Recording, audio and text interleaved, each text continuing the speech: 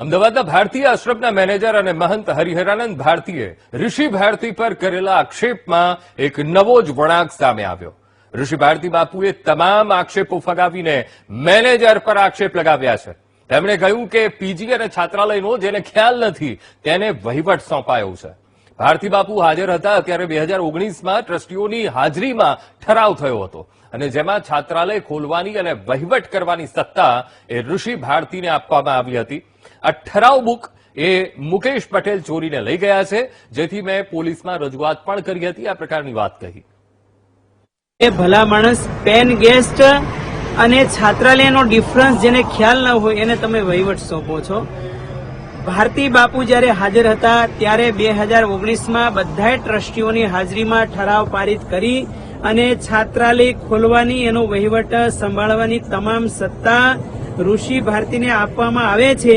એ ઠરાવ હું કહું છું મીડિયાના માધ્યમથી હરિયાનંદ ભારતીજી પાસે માગજો। એ ઠરાવ બુકમાં પડ્યો છે। એ લોકો આખી ઠરાવ બુક ચોરી અને ઘરે લઈ ગયા હતા અને મેં પોલીસ ફરિયાદ દ્વારા પણ એ ઠરાવ બુકની માગણી કરી હતી, છતાં મુકેશ પટેલ પાછી લાવ્યા નહીં। અને જે છાત્રાલય ચાલી રહ્યું હતું એમાં કેટલાય સાયન્સ ફેકલ્ટીના ગરીબ પરિવારના બાળકોને હું ભણાવી રહ્યો હતો, તો એ શિક્ષણનું કાર્ય થઈ રહ્યું હતું। એમાં શું ખોટું હતું?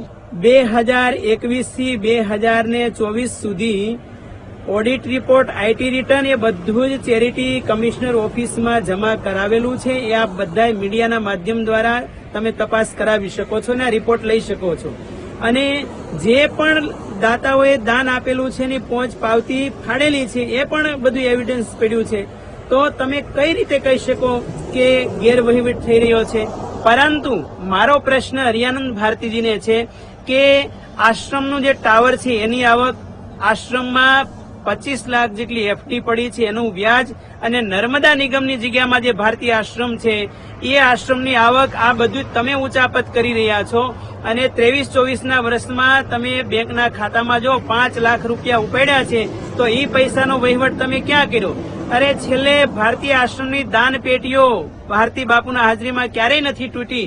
એ તમે અવંતિકેશ્વર મહાદેવની દાન પેટીઓ તોડીને પૈસા લઈ ગયા, એ પૈસા ક્યાં નાખ્યા? મારી રૂમમાં જ્યારે તમે આવ્યા ત્યારે કોર્ટે કોઈ આદેશ નથી કર્યો, કોઈ વકીલ કે પોલીસની હાજરીમાં આ રૂમો ખોલ્યા નથી। એટલે તમે મારી હાજરીમાં ગમે તે ચીજ વસ્તુ મૂકીને ઇલ્ઝામ લગાવી શકો છો। અને જે માતાજીના રૂમની વાત કરો છો, તો માતાજી છે એ ભારતી બાપુ એમને તેડવા ગયા હતા અને લેખિતમાં લખાણ કરી અને એમને તેડી લાવ્યા છે। અને લંબેનાર આશ્રમના મહંત બાપુએ જે તે સમયે લેખિતમાં એને કર્યા છે અને 2 વર્ષ પહેલા લંબેનાર આશ્રમના તમામ સેવકોએ એ કોર્ટ કાયદાના નિયમ પ્રમાણે એને મહંત બનાવ્યા છે। તો એમની સાથે 2-3 સેવક બહેનો હોય, ડ્રાઈવરના ઘરના હોય અને મેનેજર બેન હતા, એ પણ ત્યારે એમની સાથે હતા। એટલે એમની ચીજ વસ્તુઓ તો લેડીઝની રહેવાની જ છે। તો એ કોઈ આક્ષેપ ન કહેવાય, તો જીવન જરૂરિયાતના જે પહેરવેશ વસ્ત્રો હોય તો એ રહેવાના જ છે। એ કોઈ આક્ષેપનો પ્રશ્ન નથી। એટલે આ બધા જ આક્ષેપો એ તદ્દન પાયા વિહોણા છે।